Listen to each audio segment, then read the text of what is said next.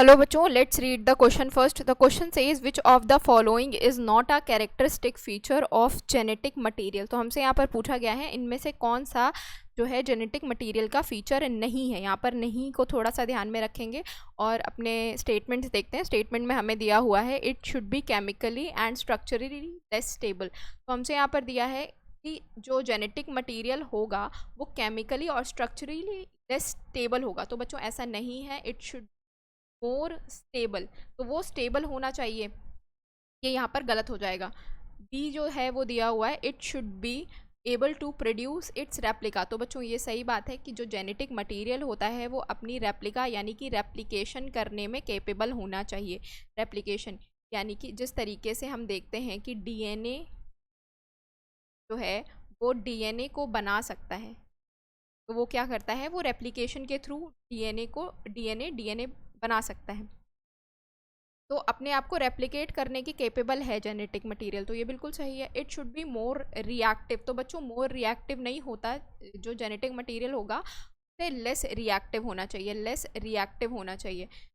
D यहाँ पर दिया हुआ है, डी में दिया हुआ it should not be able to express itself in the form of Mendelian characters. तो ये भी गलत है। It should be able to express itself in form of Mendelian characters. तो बच्चों यहाँ पर ये स्टेटमेंट जो है वो गलत हो जाएगा, क्योंकि जो जेनेटिक मटेरियल होता है उसको खुद को एक्सप्रेस करना आना चाहिए इन फॉर्म ऑफ मेंडेलियन कैरेक्टर्स। तो यहाँ पर ये गलत हो गया। ई दिया हुआ है it provide scope for slow changes that is mutation. तो बच्चों ई भी बिल्कुल सही दिया हुआ है। ई में दिया हुआ है कि जो जेनेटिक मटेरियल है उसके पास स्कोप होना चाहिए स्लो चेंजेस को अडेप्ट करने का, यानी कि म्यूटेशन के लिए उसमें एक स्कोप होना चाहिए।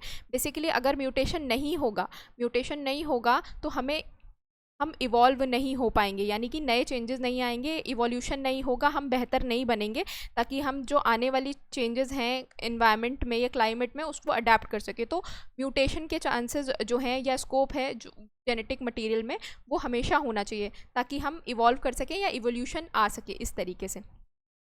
तो इसीलिए ये स्टेटमेंट भी सही हो गया। अब हमसे इनकरेक्ट पूछा गया था बच्चों, इनकरेक्ट हमें कौन सा दिया हुआ है, ए इनकरेक्ट है। यहाँ पर ए जो है वो इनकरेक्ट है, बी सही था, सी इनकरेक्ट है, सी भी इनकरेक्ट है, यहाँ पर डी भी इनकरेक्ट है, सी के बाद डी इनकरेक्ट है, ई जो है वो ठीक था।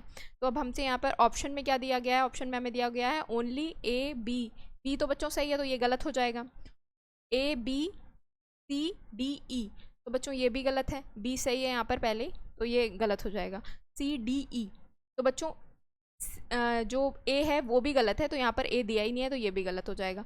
डी में दिया हुआ है ए सी और डी, ये बिल्कुल सही मैच है। इतने ही स्टेटमेंट जो हैं वो गलत दिए हुए हैं जेनेटिक मटेरियल के बारे में। तो करेक्ट आंसर क्या हो जाएगा आपका, करेक्ट आंसर हो जाएगा आपका ऑप्शन नंबर डी। होप आप लोगों को ये सोल्यूशन समझ में आया हो बच्चों। Thank you, all the best.